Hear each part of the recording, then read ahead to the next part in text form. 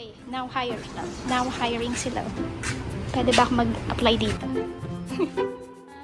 Naka-experience sila na may ilang mga Pilipino na medyo matatagal na. Like dito sa US or sa ibang bansa na medyo yumayabang. Like,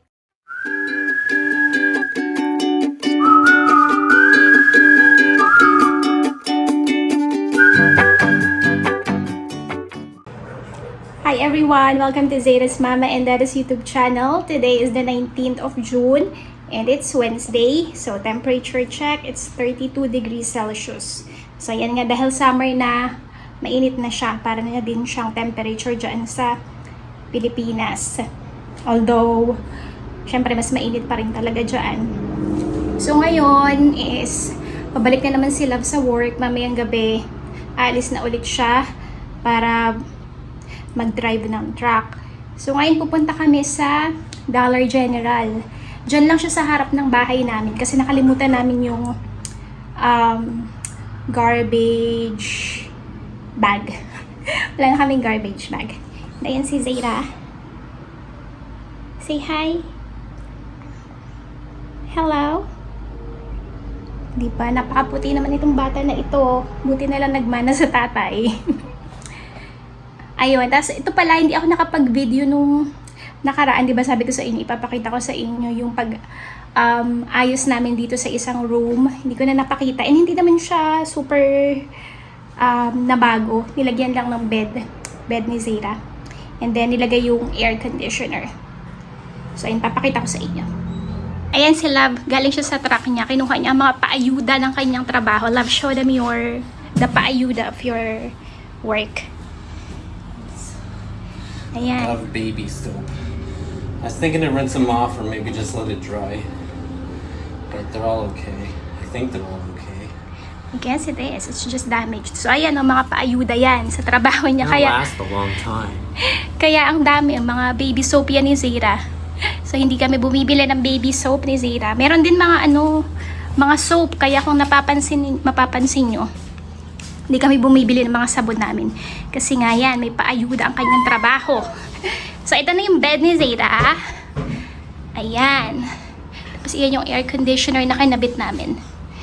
Ito yung kanyang walker. Pero, naman, dun pa rin kami natutulog sa kabilang room. Pero, siguro sasanayin na namin siya dito. Pero parang hindi ko pa talaga kaya na mag-isa lang siya. Siguro pagka mga na siya, 3. Ganyan. Ayan ang Dollar General. Yan o. Sa harap lang ng bahay namin. So maglalakad lang kami papunta dyan. Para bumili ng garbage bag. Ito yung mat nila. Yung dumi. Dininisin ko pa yan. Rubber mat. Are we going, love? Yeah. Let's go. Take a seat. Wait, my hands are all wet and soapy. Okay. Hi, baby. And si Zeta. Say hello. Ay! Oh my God, baby. You're gonna fall. Ito namang batang ito. Are you tired? Are you tired? Hindi ka nang mahulog. Nako.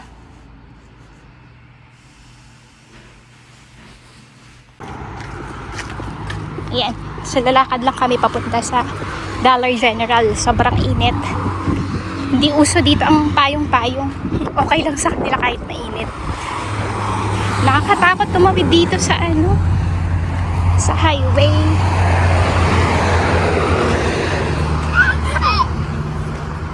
Si Zeta tumatawa. Why are we here? Bumakbo kami doon, nakakatakot kasi diba dyan yung may na-aksidente ko, napanood nyo yung isa naming video. Kagandahan lang dyan sa aming apartment, ayan nga, pagka meron kaming nakalimutan sa Walmart, ayan, tawid lang kami, andito na kami sa Dollar General. Very scary lang tumawid. Highway kasi. Masaya na naman si Zeta. Kasi nakalabas. Get a car. across the street. Ayan, wala masyadong tao dito. Pero minsan, madami rin. Pagka weekends. Uy, now hiring sila. Pwede ba ako mag-apply dito? Si Zara. Tingin kami dito. Ito yung kinuha namin, $1. Small trash bag.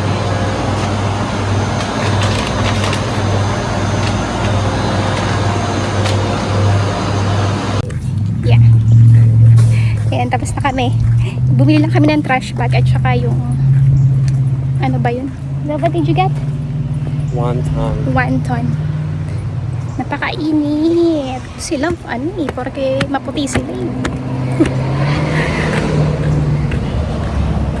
diba? Kung pwede lang ako mag-work. Ito ko, hiring sila, tawid bahay lang. Tawid kalsada lang. Lapit sana. Present. So, mag-aalaga kay Zara. And priority namin si Zara. Stay at home mom tayo. For the meantime. YouTube na lang muna. Hoping na maging successful at kumita dito sa YouTube. Although nag-earn na naman, pero syempre hindi pa siya ganun. Hindi siya malaki. Manifesting. Kaya thank you po sa lahat na nagsasubscribe na nunood, nagko-comment at nag-share sa aming mga videos. Thank you so much po. Yan, tatawid na kami. So yan, dyan ang aming bahay. We're gonna be coming from this way though. Ayan, so andito ko ngayon sa room ni Zara. Gusto kong palitan itong mga curtains kasi hindi kakulay hindi nagmamatch yung mga kulay. So, magta-try ako maghanap ng medyo affordable na curtains para dito sa room ni Zara. Tapos pagka na totally makeover na namin itong room niya, papakita ko rin sa inyo next time. Tapos meron nga pala kami ngayong Zoom meeting sa pediatrician ni Zara. Kung napanood niyo yung isa naming video, na-share ko doon na hindi kami kumuha ng health insurance para sa akin at para kay Zara. Instead, ang ginawa namin is to sign up na sa membership ng isang private healthcare provider dito dito sa Connecticut. Kasi yun yung para sa amin is best para sa aming family, and that, it makes sense para sa amin. Kasi hindi kami yung tipo ng couple na kung ano yung ginagawa ng nakakarami is ganun din yung gagawin namin. Although of course, we have different opinions, perspectives, and beliefs. So, of course, nire-respect naman namin yung beliefs and anong tawag dito? Paniniwala ng ibang tao. Pero kasi sa amin, we always based our decision kung ano sa tingin namin yung makakabuti para sa aming family. And again, we just want to live within our means. So, para sa amin, yung pag-sign up ng membership sa private healthcare provider is best for now para sa amin ni Zara. Since hindi naman kami laging lumalabas lang kami pagka day off na lang. So, ayan, meron kaming Zoom meeting sa kanyang pediatrician. Hindi ko pa alam kung ano bang pag-uusapan. Siguro yung mga vaccines and health ni Zara. So, ayun, tapos sila magluluto siya ng adobo para sa akin. Yun yung iiwanan niya sa akin na food habang siya ay nag-work for 4 to 5 days. So, ayun. See you later. Ayan si Love, oh. Mag-harvest siya ng onion kasi nga magluluto siya ng adobo para sa akin. Diba? Yun yung kagandahan sa may garden. Hindi na kailangan bumili ng ibang mga sangkap sa pagluluto. Tapos, ayun yung rose, oh. Yan. So, yan. Diyan lang siya pipitas ng onion. So, ayan na si Love. Yun ang aming onion. Love, show them the onion. Yan. Say hi to the vlog. Zara, hi to the vlog. Say hi to the vlog. Say hello. Suplado naman ito si Zara.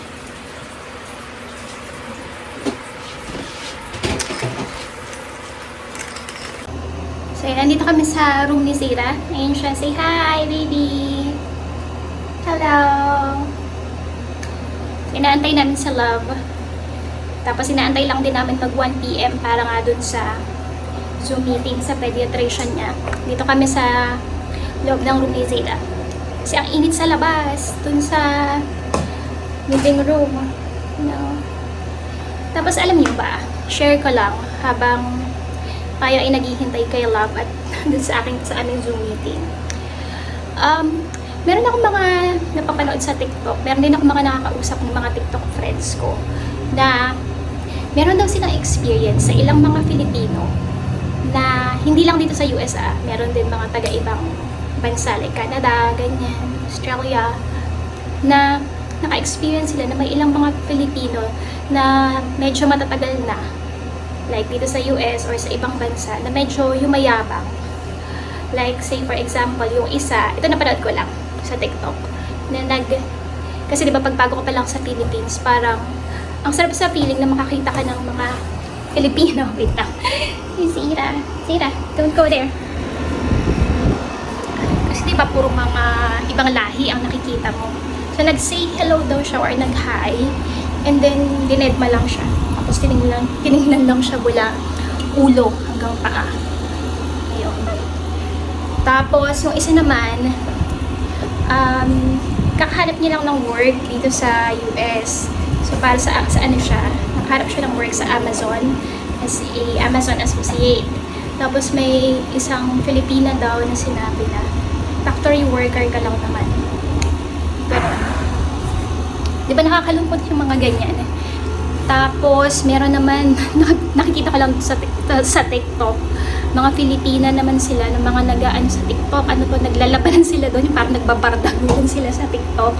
Parang, inaano nila, nag-aaway-away sila kung sino ba yung mas magaling, mas mayaman, mas mataas.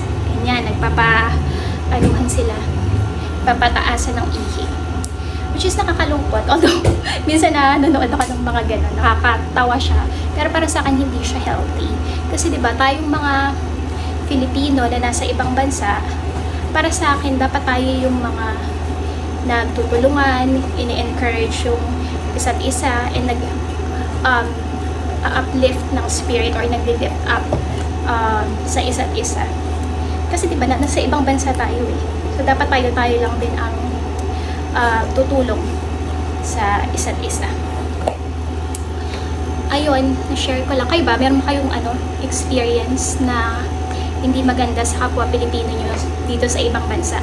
Ako naman kasi, yung mga na-encounter ko dito sa Connecticut na mga Filipino, mababait sila, very approachable.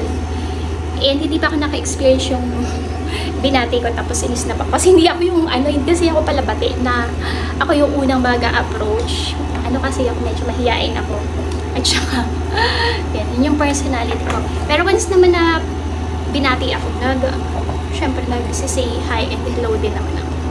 Tapos yung dito sa YouTube, yung mga nagko-comment sa akin na dito sa US, mababait naman sila. Tulad nila, Miss Evelyn, Miss Jen, not sure si J-Lo kung nandito siya sa US, and si Liza.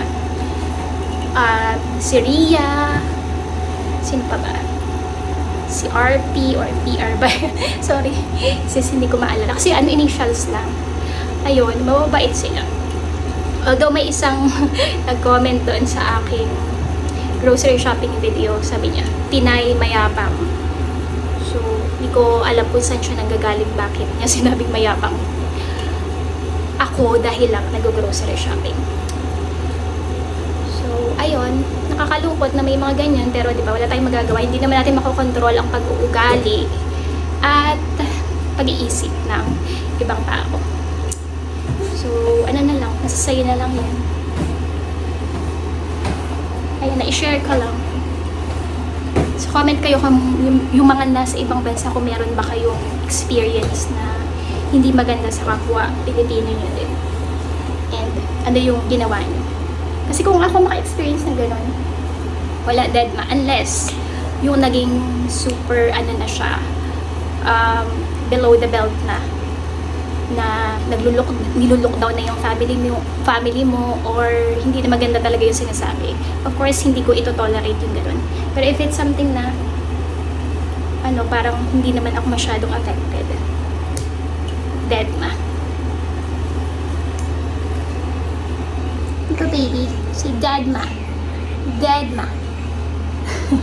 Pawis-pawis si Zeta. Oh, grabe. Pawis ang baby. Pawisan.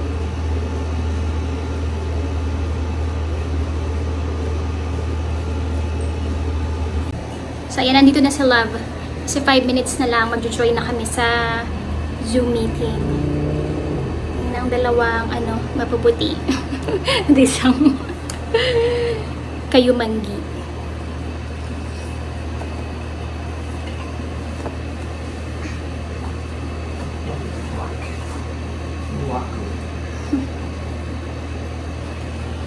Love, how's your adobo? Watery. Watery.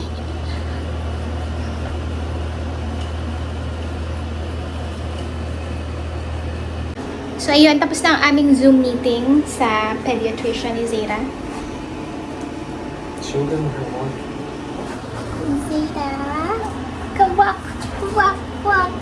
Oh no. Gonna crawl.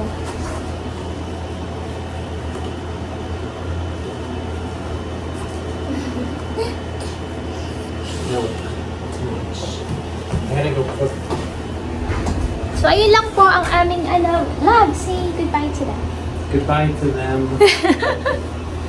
Ay, magluluto si Love. Niluluto na yung, maggagawa siya ng salad. And, check na yung, Like your fingers, you know. You have to pull it. Pull. OMG, Love. Wait lang po. Zeta. Zeta, ang likot na nito. Na bata, kailangan talaga babantayan mo na ng sobra. So, ayun sila, magluluto na siya ng adobo and gagawa siya ng salad and green beans. Kami ni Zeta dito lang sa bedroom dahil nga ang init sa labas. Ayun siya, oh. Oh no! At pinapakailaman.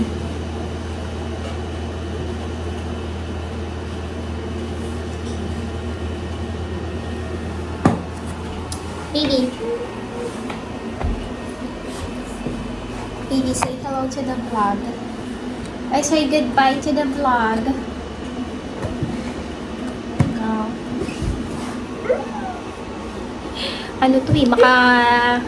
To dada niya. Pag umaalis yung dada niya, umiiyak. Kaya gusto niya dito lumabas kasi gusto niya puntahan ang kanyang dada. So, dada! Dada!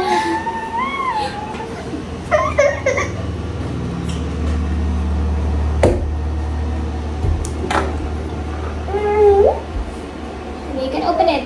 Try to open it.